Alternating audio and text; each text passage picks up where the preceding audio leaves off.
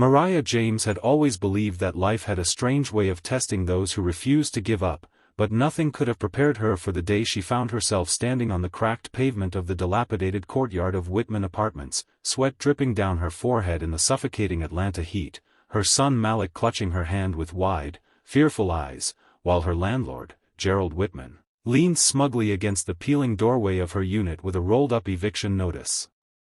in his hand, as though it were some kind of weapon, a victory flag declaring that he had once again managed to crush another tenant under the weight of his greed and arrogance.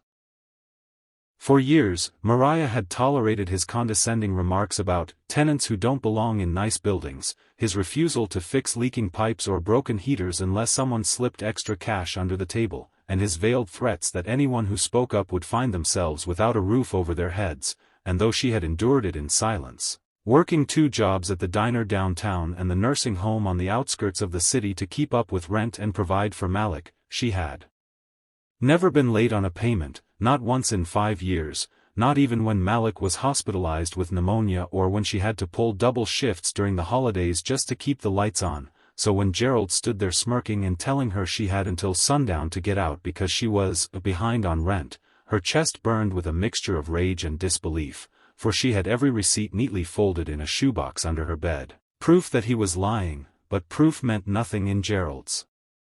world.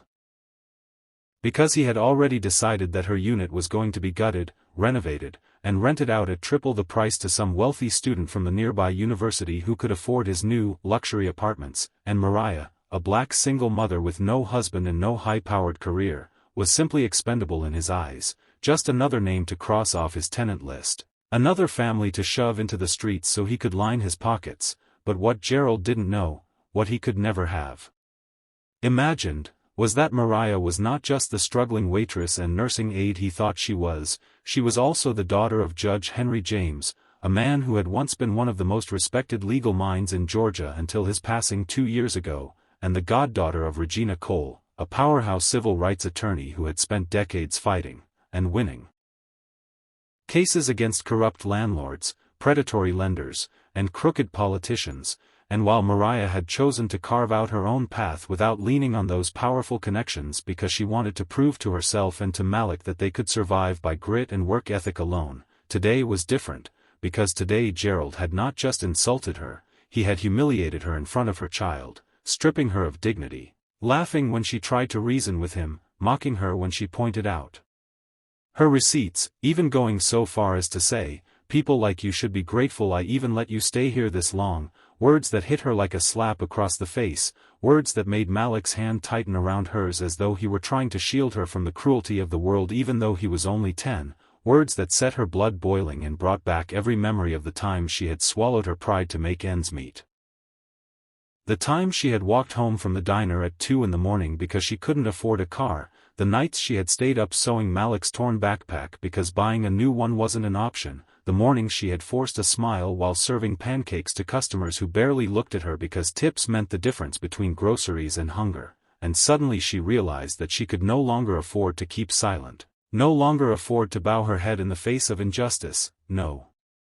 longer afford to pretend that being strong meant enduring everything on her own, because real strength meant knowing when to fight back, when to draw a line in the sand, when to pick up the phone and use every resource at her disposal to protect her child's future. And so as Gerald swaggered away with his parting shot, "Clock's ticking, sweetheart, better pack fast."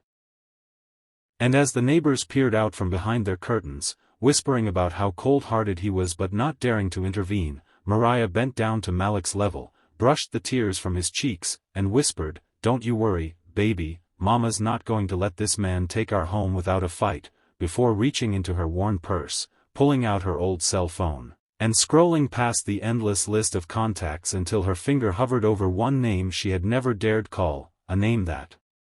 carried the weight of power and justice in Atlanta, a name that struck fear into landlords like Gerald because they knew she didn't just win cases, she destroyed empires built on exploitation, Regina Cole. And with her heart pounding but her voice steady, Mariah pressed the button, lifted the phone to her ear, and when the line clicked and a strong, commanding voice answered with, "This is Regina," Mariah's throat tightened with both relief and determination as she said, "Aunt Regina." "It's me, Mariah. I need your help," setting into motion a chain of events that would not only change her life and Malik's forever, but would also send shockwaves through the city, for Gerald Whitman had just declared war on the wrong woman, and though he didn't know it yet, his smirk, his arrogance, and his empire of intimidation were about to come crashing down harder than he could have ever imagined, and as Malik tugged on her sleeve asking softly, "Mama, what happens now?" she smiled through her exhaustion. And whispered, "Now, baby, we show him that the people he thinks are powerless, are the ones he should fear the most."